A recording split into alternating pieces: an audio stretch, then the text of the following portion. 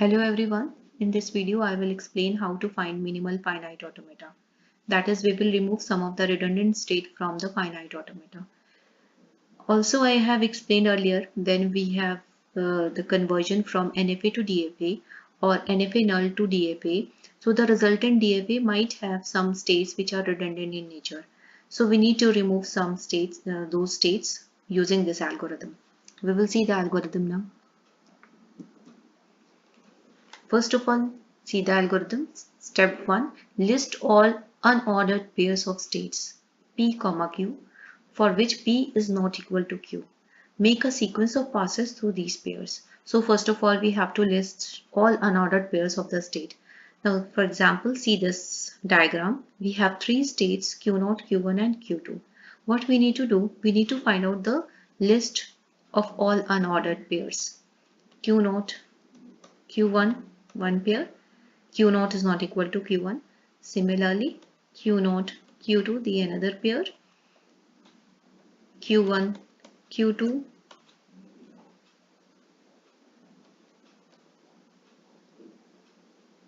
that's it. If I say Q2, Q1, that is same as Q1, Q2. Similarly, Q0, Q1, Q0 is same as, because we are working on what? Unordered pairs of states. We do not need to consider the states pairs such as Q0, Q0, Q1, Q1, Q2, Q2.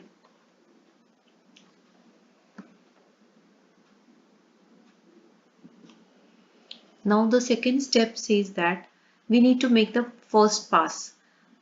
On the first pass, mark each pair of which exactly one element is in the accepting state. Means out of the pair, say P, Q, either P belongs to the accepting state or Q belongs to the accepting state. If such situation is there, we will mark P, Q. Now see this example. Suppose there are two states Q0 and Q1. If Q0 is not in the accepting state, Q1 is also not an accepting state, don't mark Q0, Q1. The pair Q0, Q1 is not marked. Similarly, Q0 is in accepting state and Q1 is not accepting state, so mark it. Similarly, Q0 is not accepting state, Q1 is accepting state, so again mark it. Q0 belongs to A, means it is an accepting state, and Q1 is also an accepting state, so we do not have to mark such pair. Always remember, you are going to mark the pair only if either of the element is in the accepting state. So do this. For example, Q0, Q2, Q3, Q1. There are four such states where Q0 and Q1, Q2 are the accepting states.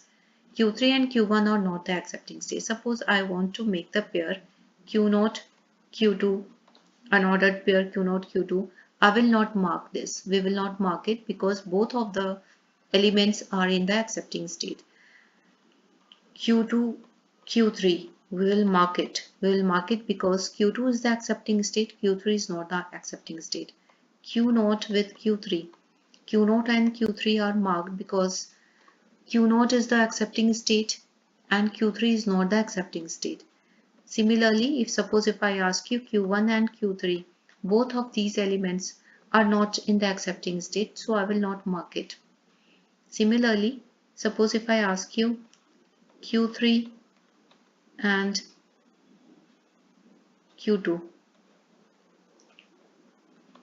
we have already seen this case, that is, it has to be marked because Q3 is not accepting and Q2 is the accepting state. Now we will go to the next step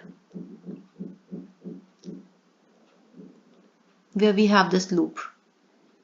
In the next step, it has a loop, and loop says that mark any pair R, S if there is any A that belongs to sigma for which delta R, A is equal to P and delta S, A is equal to Q. That is, R on reading A is going to state P and S on reading A is going to state Q, and the pair P, Q is already marked means P and Q, P comma Q is marked in some of the previous iterations. Keep on doing this. In every iteration, we'll keep marking some of the cells, some of the pairs R comma S, where R is on reading some symbol from sigma is going to state P, and S on reading symbol A is going to state Q, and P Q comma Q is already marked in the previous iteration. We'll keep on doing until there is any iteration where no new pairs are marked. Whenever we have certain iteration where no new pairs are marked, we will stop the algorithm. When the algorithm terminates, any pair P comma Q that remains unmarked, means it is not marked in any of the iteration, we represent the two states in finite automata that can be merged into one. So such states which were unmarked during the algorithm and the algorithm is now stopped, what we will do, we'll merge the two states into one. We will see this algorithm by some example.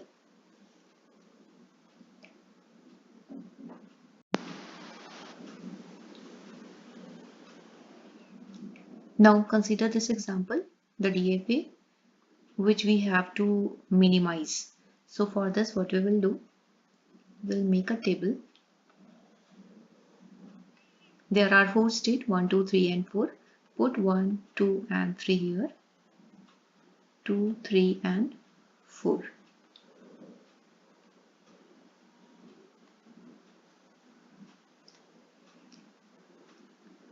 How many pairs are there? 2, 1, 3, 1, 3, 2, 4, 1, 4, 2 and 4, 3 are the possible unordered pairs P comma Q, where P is not equal to Q. So now first of all consider 2, 1. We are in first pass. We need to see whether we have to mark it or not. Check if 2 and 1, 2 is accepting, 1 is also accepting. So whenever we have a pair where both the elements are in the accepting state, we will not mark it. So now check for 3, 1. 3 comma 1. 3 is an accepting state. 1 is also an accepting state. So 3, 1 is also not marked. 3 comma 2. 3 comma 2. In 3 comma 2, both the states 3 and 2 are the accepting states, so I'm not going to mark it. Now consider 4 comma 1. In 4 comma 1, 4 is non-accepting state, 1 is the accepting state, so we have to mark it. So let's mark it. And since we are in first pass, I'll put a number 1. Here number 1 means we are in first pass and this cell is marked. 4 comma 2. 4 comma 2. 4 is the non-accepting state, 2 is the accepting state. So we have to mark it. Again, we are in pass 1, mark it here, put 1. 4, 3. 4 is non-accepting, 3 is the accepting state. So again, we have to mark it. Now we will start the loop and we'll check each of the element, that is 2, 1, 3, 1, 3, 2, whether we have to mark it or not. So for that, we'll start with 2, 1. First of all, consider 2, 1.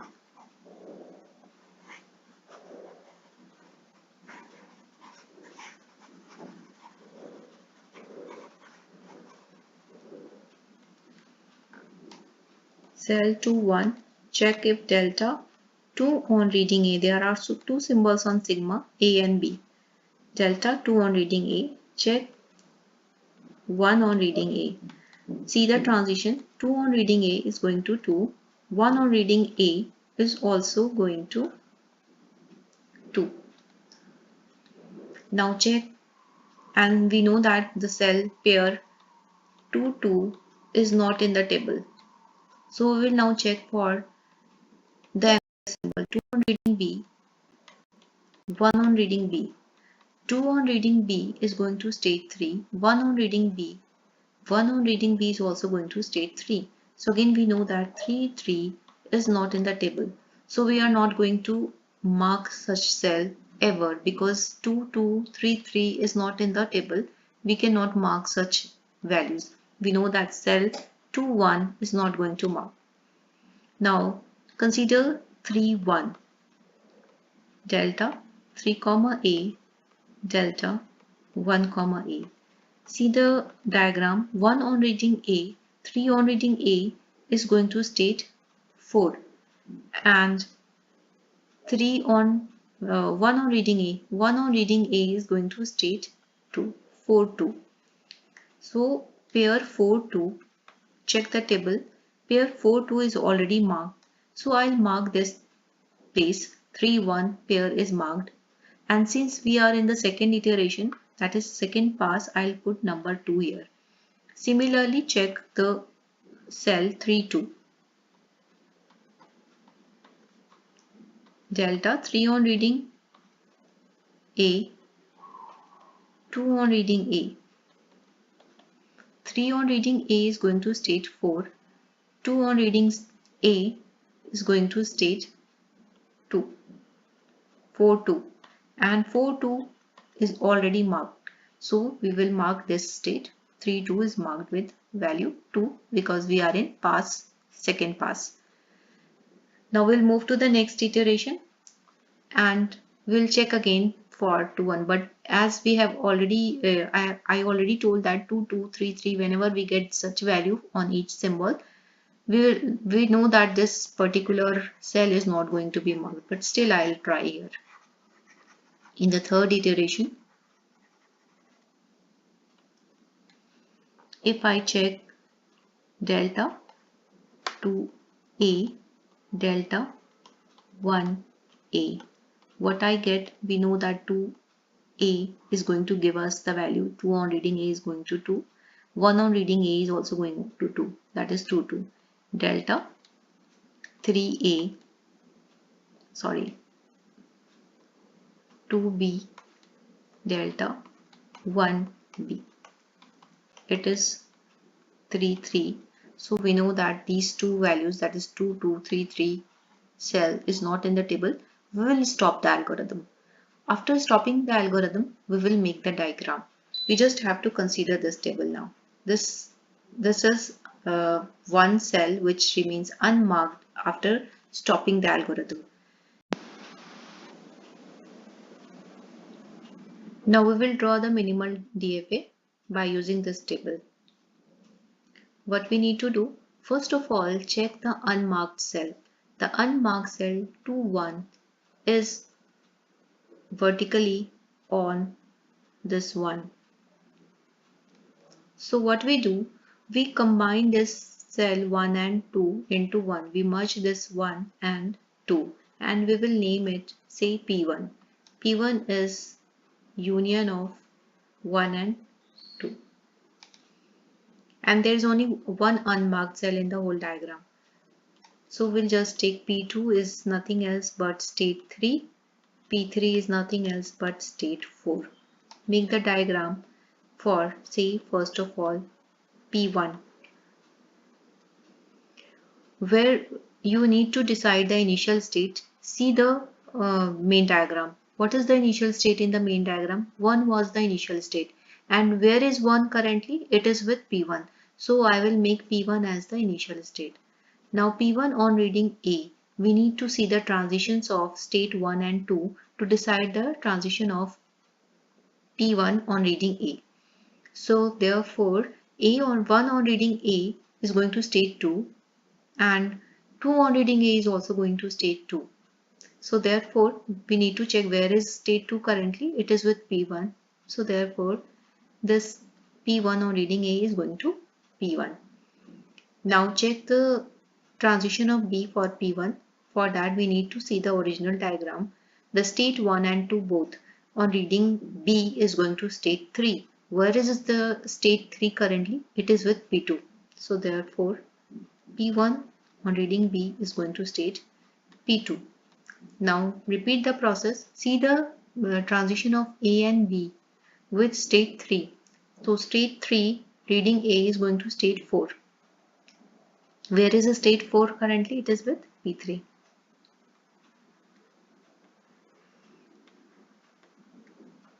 P2 on reading B. For that we need to check the transition of B with state 3. it is going to 3. Where is 3 currently? Where is 3? 3 is with P2. So it is like this. Now complete the transition for P3. P3 has a state 4. Check the main diagram. See the state 4, transition of state 4. On reading A is going to state 4. On reading B also it is going to state 4. So P3 on reading A or B stays on P3. Now we need to give the accepting states. See the main diagram. State 1 is the accepting state. State 2 is also the accepting state. Where are these two states currently? It is with P1. So P1 is the accepting state. Now similarly, check state P2. The state 3 was the accepting state in the original diagram. Where is it is currently? It is with P2. So make P2 also as an accepting state. Check 4. 4 was not the accepting state and it is with P3. So P3 is not the accepting state. So we have completed this conversion from deterministic finite automata to minimal deterministic finite automata. Hopefully the example is clear to all of you. We will come up with more videos with the example of finding minimal finite automata. Thank you so much for watching the video.